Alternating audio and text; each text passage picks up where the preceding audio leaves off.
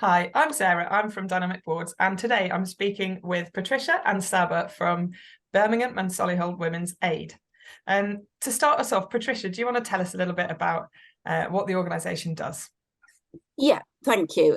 We are really quite a large local charity, so we provide a very wide range of services. We have 5 refuges that we own, and we have a further refuge which is leased. That one is in Solihull, the 5 are in Birmingham. In addition, refuge services are about half of what we do. So the rest of our work involves advice, support, community outreach. We have specialists who work with GP services. We have independent domestic violence advisors who work with women who are at risk of the most serious harm. We provide support for children in refuge. We provide training and support for other professionals. We work really closely with partners, and we also have a range of services around female genital mutilation and forced marriage. So a pretty broad range from the things you might imagine Women's Aid does to some of the things perhaps you might not imagine we do.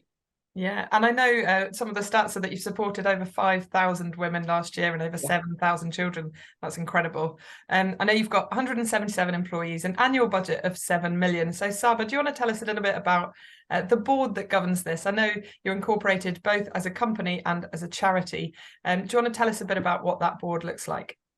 Yeah, so we've got a fantastic board with a wide range of skill sets and backgrounds, and we're led fantastically by Patricia, who's an excellent chair.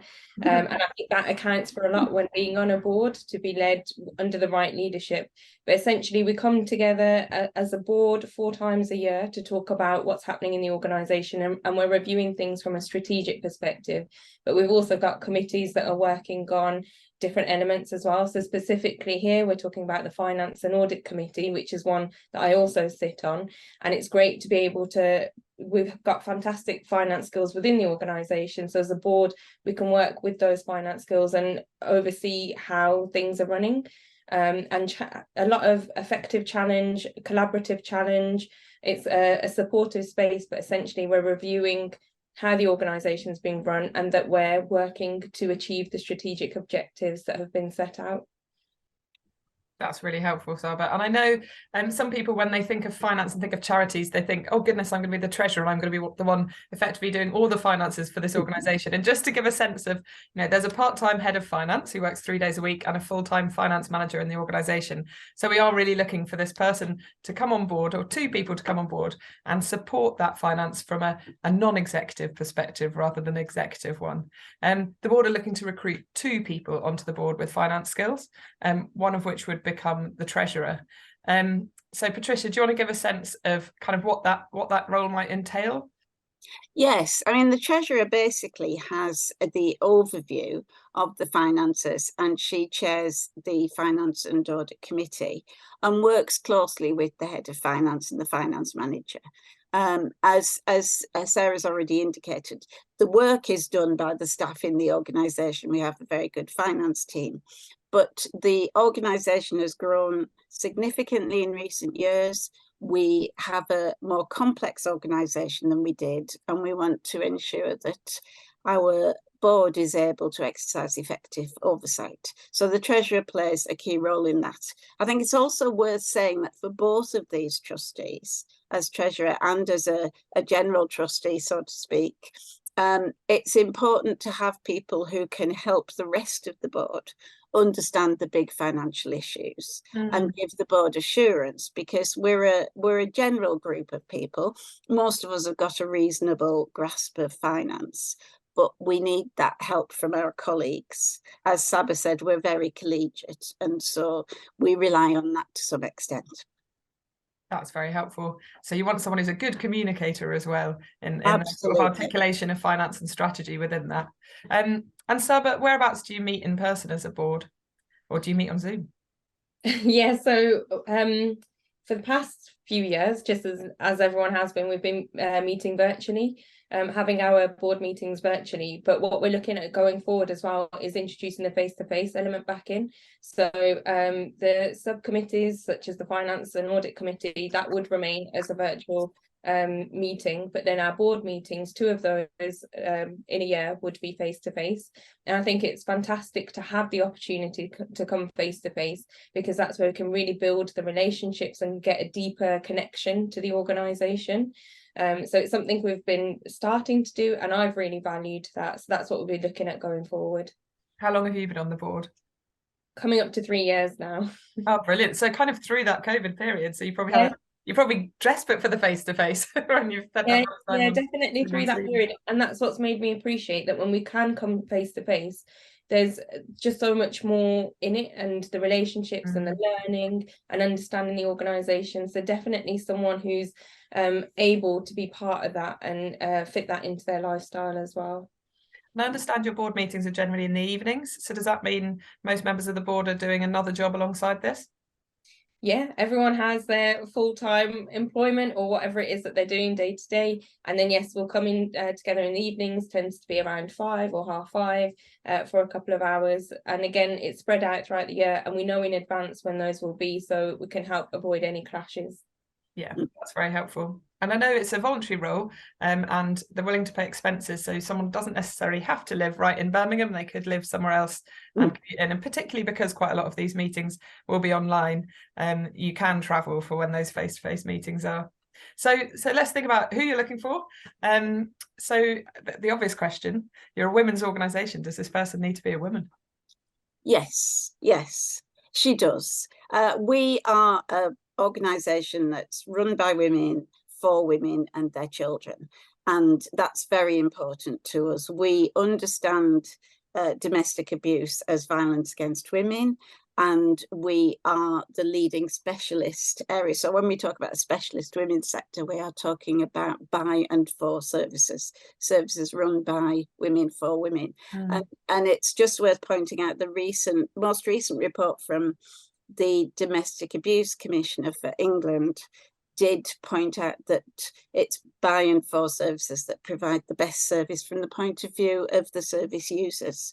So I think that's important. We're clearly, our aim is to end violence against women, because we're nothing if not ambitious. So if you share that aim, then you're very much welcome to come and help us do that. And in terms of that sort of finance experience, what do they need to have? Do they need to be an accountant? What are you looking for? I think our current treasurer is not an accountant. She has a background in banking. So please don't let that put you off if you're not a qualified accountant. We would welcome a qualified accountant. That would be fantastic. But we really need someone who has experience and expertise in a financial area to help the rest of us do as good a job as we can in relation to ensuring financial viability. And you'll understand that in a charitable sector, that is both a challenge and a very high priority. And the organisation's in a good, stable position at the moment from a financial perspective? Yes, we have good, appropriate reserves. We have good skills, as Sabah said, within the organisation. We have a significant budget, about £7 million turnover.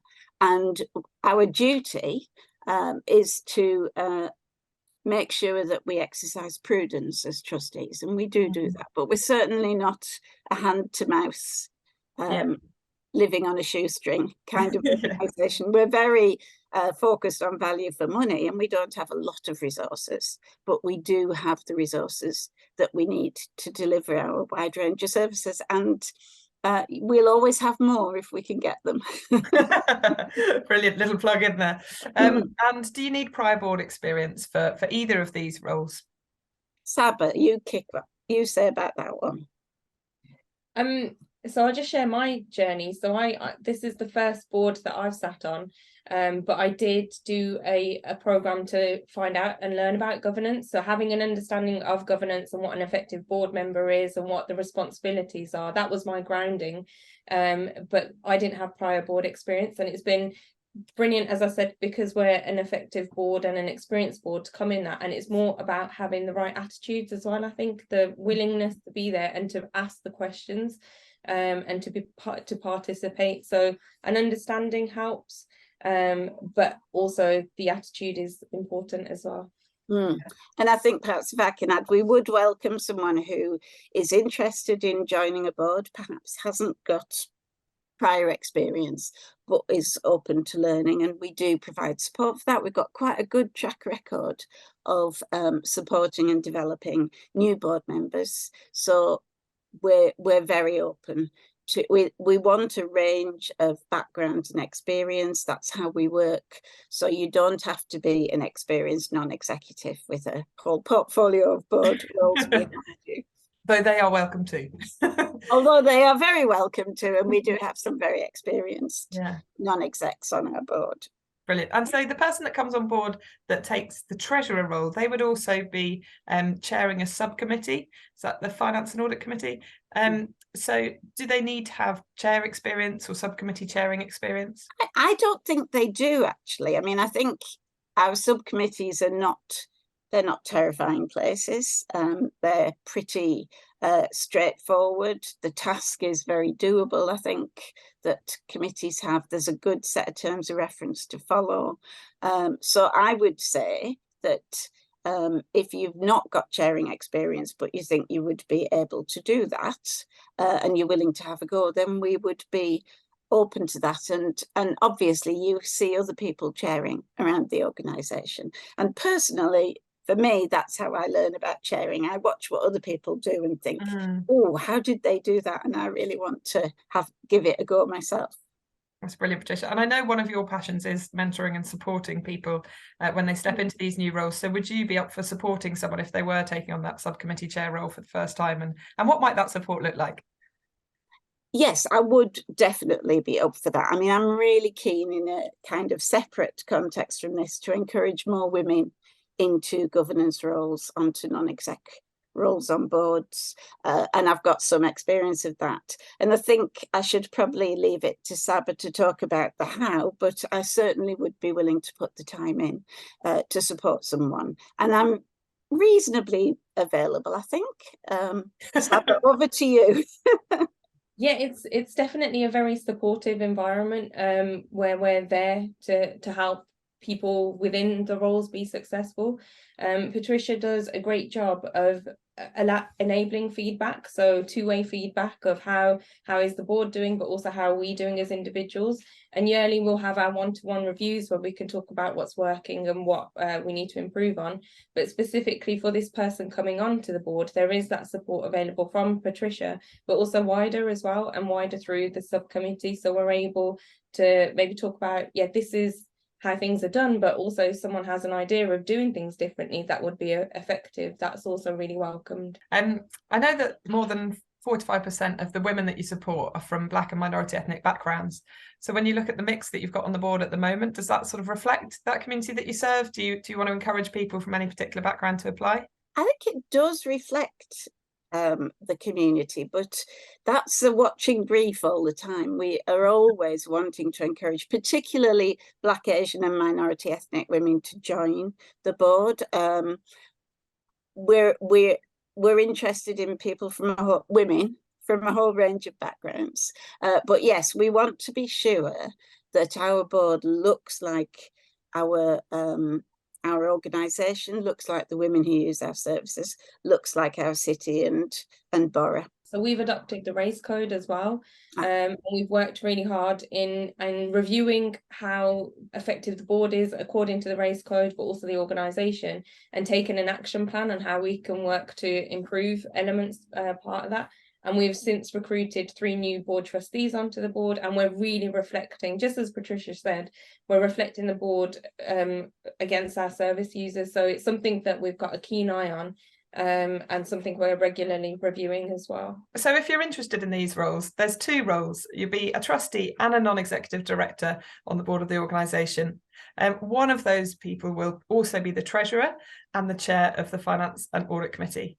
But they really would love to encourage you to apply. So any closing thoughts from Sabah and Patricia? Yes, if I could kick off and say that obviously violence against women has been really high profile in recent months and years. We have seen a significant, and I mean a really significant increase in demand for our services. We have thousands and thousands of women that we're not able to help every year. So if you are committed to ending violence against women, if you'd like to do something about domestic abuse, then this is an opportunity to do something really practical with an organisation that makes a huge difference in keeping women safe and in enabling them to rebuild their lives. I'd say it's a fantastic opportunity to join an effective board, but also a future-looking organisation as well. So it's great to be able to be here where we're reviewing what the future strategy looks like, but also reviewing how effective we are.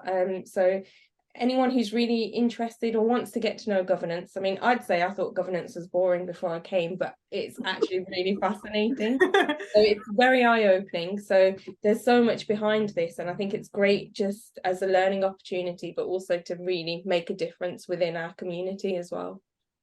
And you think, you know, these two people that join the board, you're enabling those 20,000 women that contact the organisation and ask for help. You're enabling them to get help by helping the governance wheels stay in motion. And Sabah, I think you're right. Governance needs a rebrand, doesn't it? It doesn't sound as exciting as it actually is. Being involved in those strategic level conversations is so important and really interesting work as well.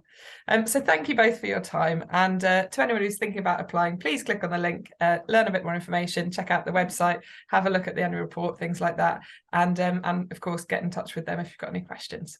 Yeah. Thank you very much. Thank you. Thank you.